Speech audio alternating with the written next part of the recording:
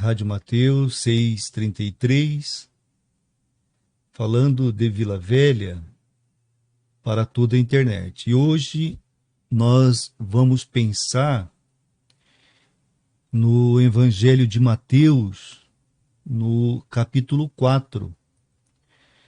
No capítulo 4, do versículo 18 ao versículo 25, que fala a respeito de nós seguirmos, a Jesus Cristo,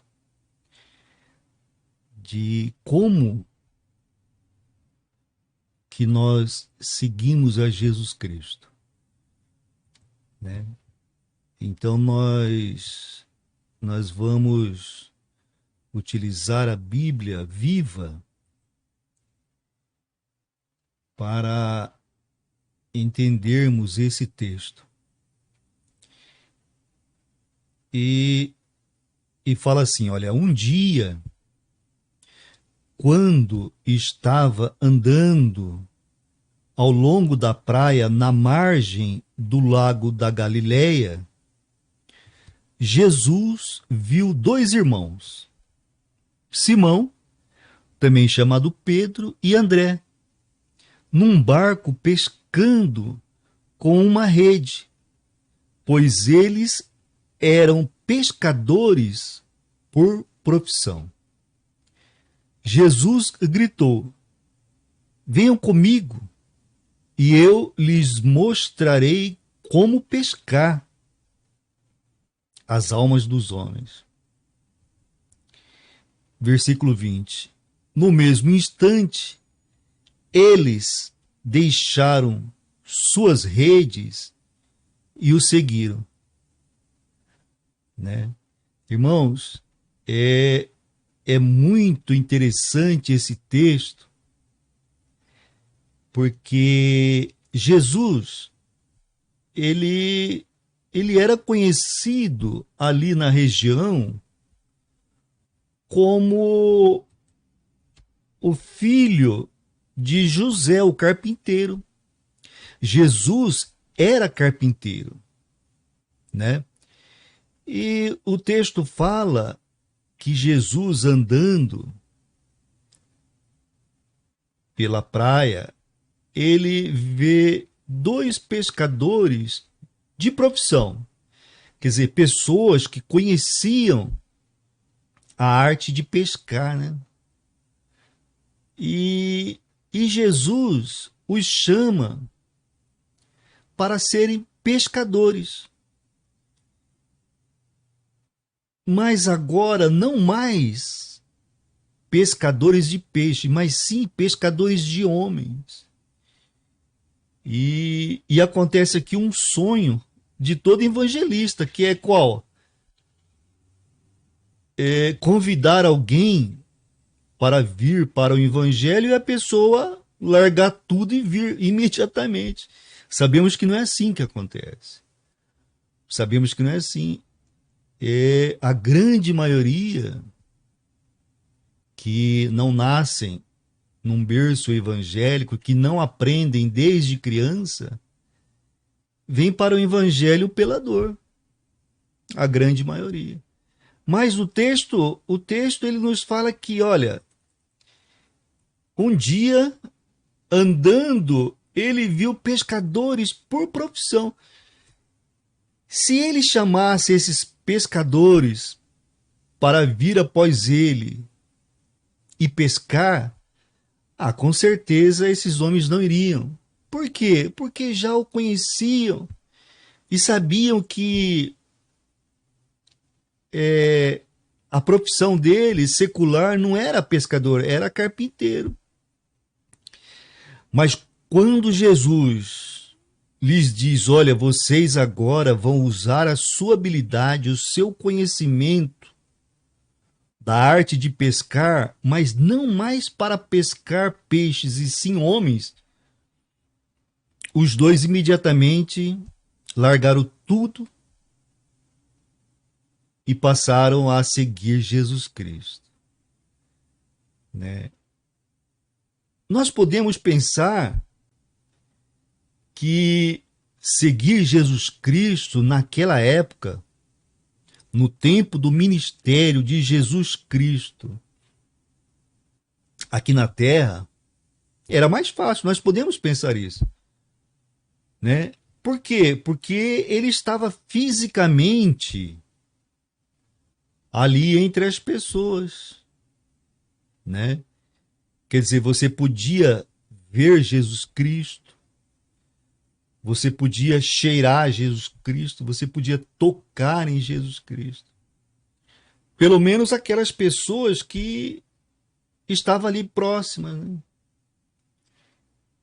E então esses discípulos, eles caminharam com Jesus. Eles caminharam 3 anos e meio de ministério. Eles ouviram as instruções de Jesus.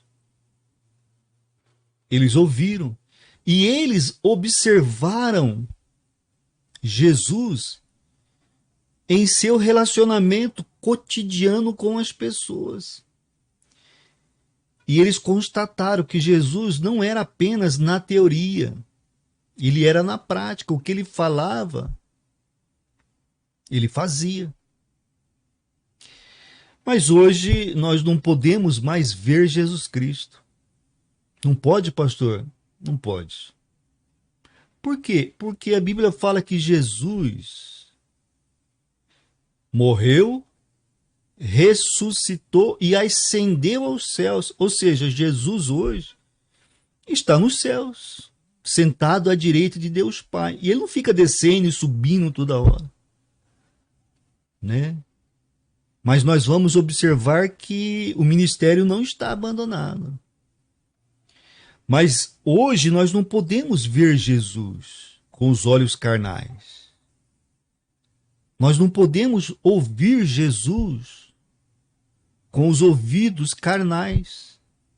E nem tocar em Jesus com as nossas mãos carnais. Hoje nós fazemos isso espiritualmente. Espiritualmente. E a pergunta fica, então como segui-lo se nós não podemos vê-lo, se nós não podemos ouvi-lo e se nós não podemos tocá-lo, né? Irmãos, quando Cristo estava para deixar este mundo, ele disse aos seus discípulos que era conveniente que ele partisse. Está dizendo, olha, é bom para vocês que eu vá. Por quê? Porque eu indo, quer dizer, Jesus subindo aos céus, então outro consolador viria, ou seja, outro alguém como Jesus, né? Jesus era o consolador. Outro alguém como Jesus viria. Olha, João 16:7.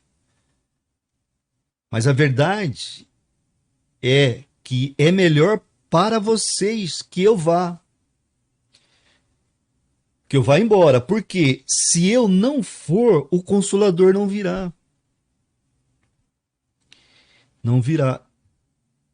Agora, se eu for, ele virá. Pois vou mandar o Espírito Santo a vocês.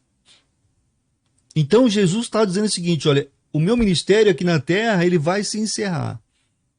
Mas eu vou ao Pai e vou mandar outro Consolador para continuar o ministério na terra. E ele vai estar sempre com vocês.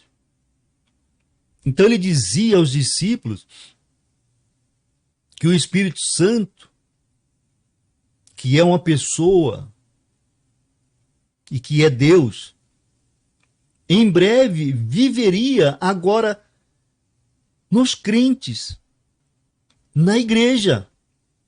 Olha João 14:16. E eu rogarei ao Pai, eu pedirei ao Pai, e ele dará a vocês um outro Consolador, que nunca deixará vocês, nunca deixará nós. Quem aceita Cristo, o Consolador, se nós mantivermos um relacionamento com Ele, Ele nunca nos deixará. Olha o versículo 17. É o Espírito Santo, o Espírito que conduz toda a verdade. O mundo, em geral, não o pode receber, porque não o procura e não o conhece. Mas vocês, mas nós cristãos que temos Cristo como nosso Senhor, sim, nós o conhecemos. Por quê? Porque quando nós aceitamos a Cristo, olha o que fala aqui, porque Ele mora em todos. Agora e um dia estará com vocês. Então, irmãos, a presença interior do terceiro membro da Trindade é o guia mais próximo possível. Na época de Jesus, no ministério terreno, as pessoas que moravam ali na redondeza dele podiam vê-lo. Hoje, todo o mundo pode tê-lo no seu interior. Na época de Jesus, quem era de Jerusalém, quando ele estava em Jerusalém, podia vê-lo. Quando ele estava, quem morava fora de Jerusalém, não podia vê-lo. Hoje, com o Espírito Santo, nós temos esse mesmo Deus que é o Espírito Santo no nosso interior, onde quer que nós estejamos, 24 horas por dia. Basta que nós confiemos em Cristo e basta que nós aceitemos a Cristo. Então, a presença do Espírito Santo é o guia maior que nós podemos ter. Um presente maravilhoso de Deus para nós que somos discípulos de Jesus Cristo. Hoje seguimos Jesus Cristo ouvindo o Espírito Santo. Pastor, mas como que o Espírito Santo fala? Ele fala na nossa mente, ele fala na nossa consciência através das verdades que estão contidas na Bíblia, no texto sagrado. Nós estudamos a Bíblia, o Espírito Santo nos ensina, nós captamos, retemos aquele conhecimento na nossa mente. E na hora que é preciso usar, o Espírito Santo vai lá na nossa mente, traz aquela verdade e nós aplicamos. Mas para que o Espírito Santo vá lá buscar essa verdade, é preciso que antes nós coloquemos essa verdade na nossa mente. De que forma, pastor? Lendo a Bíblia, assistindo a culto de pregação. Pastor, mas e quem nunca leu a Bíblia? Hoje é difícil, mas embora seja difícil, alguém que nunca tenha visto a Bíblia, o Senhor lhes fala através das coisas criadas, conforme Salmo 19. A natureza, as coisas criadas, o cosmos, fala que existe um Deus. Sem falar no fator Melquisedeque, né? Que em uma outra oportunidade nós iremos esclarecer. Mas esse Espírito Santo, para nós que temos acesso ao texto sagrado, à Bíblia, né?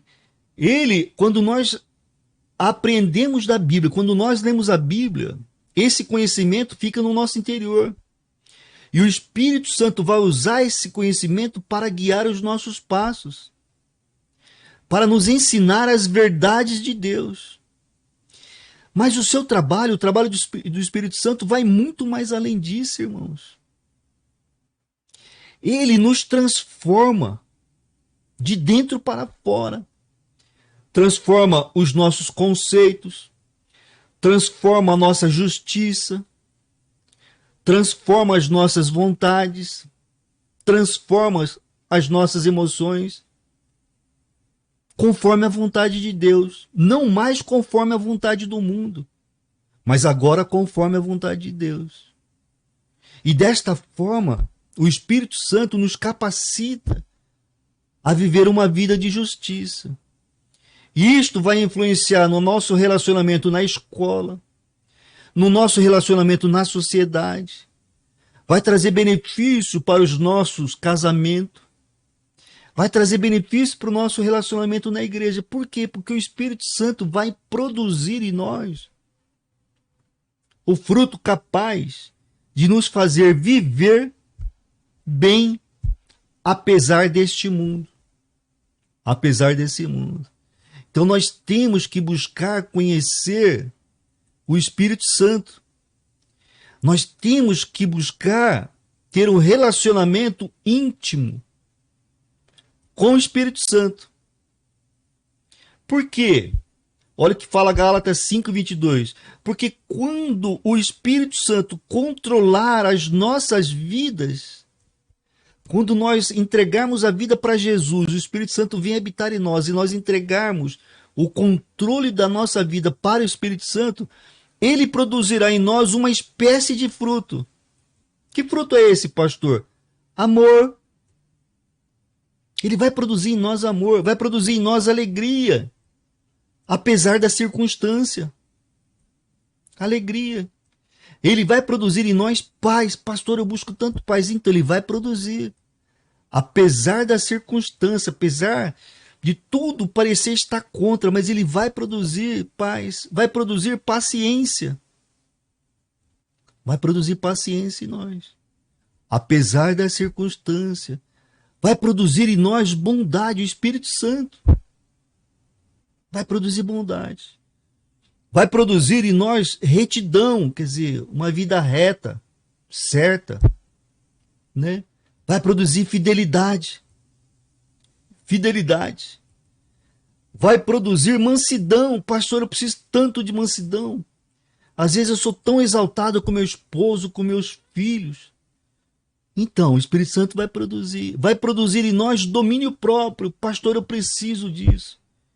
Por qualquer coisa eu estou me estourando, brigando, discutindo, eu preciso. Então, o Espírito Santo vai produzir em nós domínio próprio. Para isso, nós temos que entregar a nossa vida para Ele. Entregar o controle da nossa vida para Ele. Tá certo, irmãos? Isso é uma maravilha. É uma maravilha saber que hoje nós podemos ter Deus no nosso interior, conduzindo a nossa vida. Vamos orar. Senhor meu Deus, oh Pai, obrigado por essa palavra, por essa promessa verdadeira, Pai.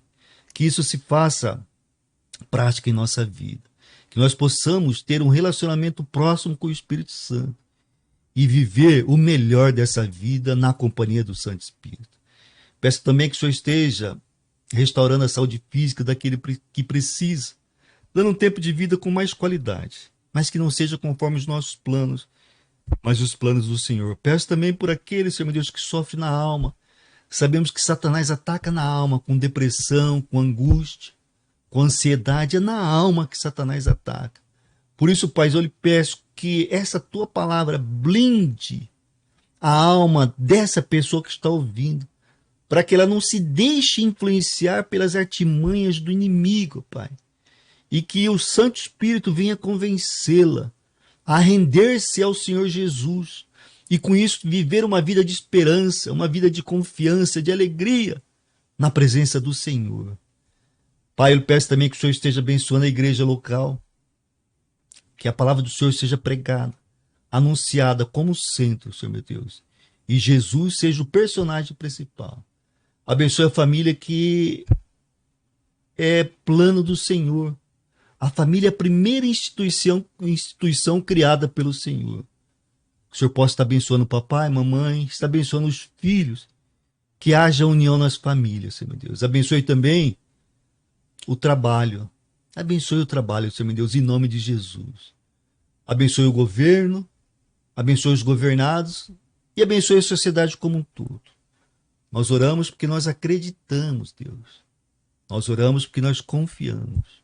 Por isso nós oramos em nome de Jesus Cristo. Amém e amém.